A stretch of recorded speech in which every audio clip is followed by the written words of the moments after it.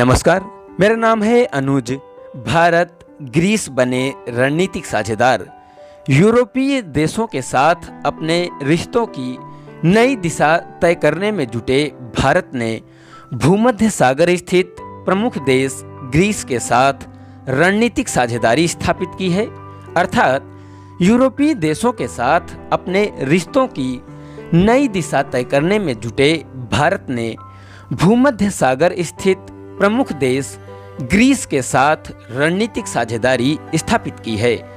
Greece की राजधानी Athens में प्रधानमंत्री नरेंद्र मोदी और ग्रीस के प्रधानमंत्री किरियाकोस मित्सोटाकिस के बीच हुई द्विपक्षीय वार्ता में फैसला किया गया है कि रणनीतिक साझेदार बनने के साथ ही हर क्षेत्र में रिश्तों को प्रगाढ़ किया जाएगा।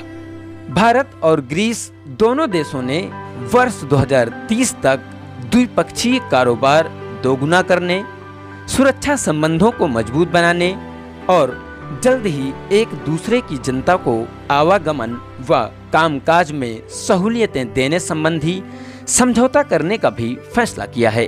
अर्थात भारत और ग्रीस ने वर्ष 2030 तक द्विपक्षीय कारोबार को दोगुना करने, सुरक्षा संबंधों को मजबूत बनाने और जल्द ही एक दूसरे की जनता को आवागमन व कामकाज में सहूलियतें देने संबंधी समझौता करने का भी फैसला किया है।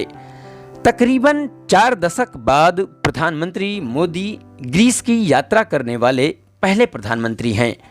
उनकी इस यात्रा को ग्रीस के साथ बेहद तनावपूर्ण संबंध रखने वाले देश तुर्की के साथ भारत के खराब होते रिश्तों के संदर्भ में भी देखा जा रहा है। अर्थात प्रधानमंत्री मोदी की ग्रीस यात्रा को बेहद तनावपूर्ण संबंध रखने वाले तुर्की के साथ भारत के खराब होते रिश्तों के संदर्भ में भी देखा जा रहा है। तुर्की भारत के पुराने प्रतिद्वंदी व पड़ोसी देश पाकिस्तान का अहम साझेदार देश है और हर मोर्चे पर उसका समर्थन करता है। अर्थात तुर्की भारत के पुराने प्रतिद्वंदी व पड़ोसी देश पाकिस्तान का अहम साझेदार देश है और हर मोर्चे पर उसका समर्थन करता है। तुर्की ने संयुक्त राष्ट्र जैसे मंचों पर कश्मीर के मुद्दे पर न सिर्फ पाकिस्तान की मदद की है, बल्कि दूसरे कई अवसरों पर भी वह भारत विरोधी रुख अपनाता है। तुर्की ने संयुक्त राष्ट्र जैसे मंचों पर कश्मीर के मुद्दे पर न सिर्फ पाकिस्तान की मदद की है, बल्कि दूसरे कई अवसरों पर भी वह भारत विरोधी रुख अपनाता रहा है। ऐसे में भारत व ग्रीस के बीच मजबूत होता यह रिश्ता तुर्की के लिए असुविधाजनक हो सकता है। अर्थात भारत और ग्रीस के मध्य मजबूत होता रिश्ता तुर्की के लिए असुविधाजनक हो सकता है।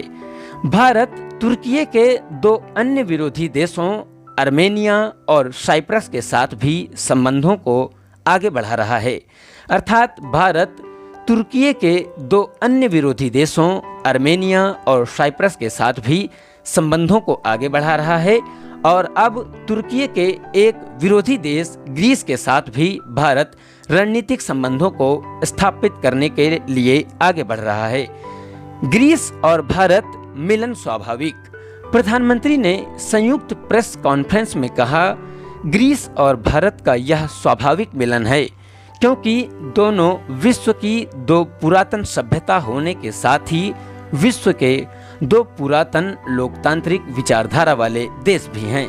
अर्थात भारत और ग्रीस का मिलन स्वाभाविक है क्योंकि दोनों विश्व की 2 पुरातन सभ्यता होने के साथ ही विश्व के 2 पुरातन लोकतांत्रिक विचारधारा वाले देश भी हैं।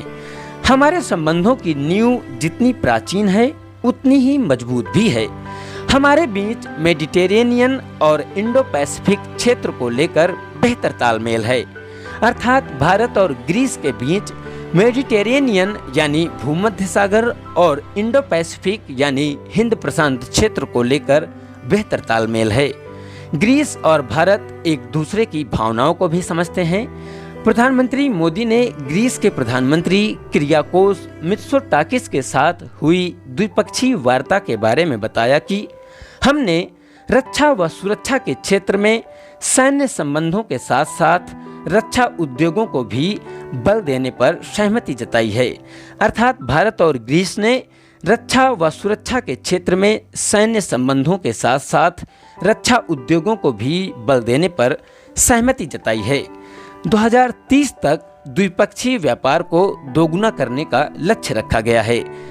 ग्रीस ने भारत और यूरोपीय संघ यानी यूरोपियन यूनियन के बीच मुक्त व्यापार समझौते अर्थात फ्री ट्रेड एग्रीमेंट को पूरा समर्थन दिया है।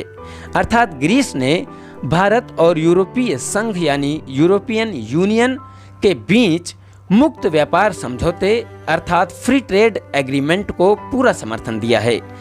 ग्रीस के प्रधानमंत्री किरियाकोस मित्सोटाकिस ने कहा, 40 वर्षों बाद भारत के प्रधानमंत्री यहाँ आए हैं, लेकिन इस दौरान हमारे रिश्तों की गर्माहट बरकरार रही।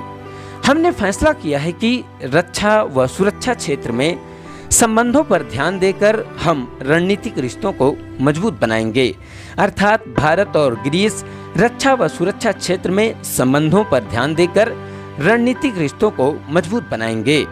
संयुक्त घोषणा पत्र में भूमध्य सागर और हिंद प्रशांत क्षेत्र का जिक्र करते हुए कहा गया है कि यहाँ अंतर्राष्ट्रीय कानूनों का सम्मान होना चाहिए और हर देश की संप्रभुता, भौगोलिक अखंडता एवं आवागमन की आज़ादी होनी चाहिए।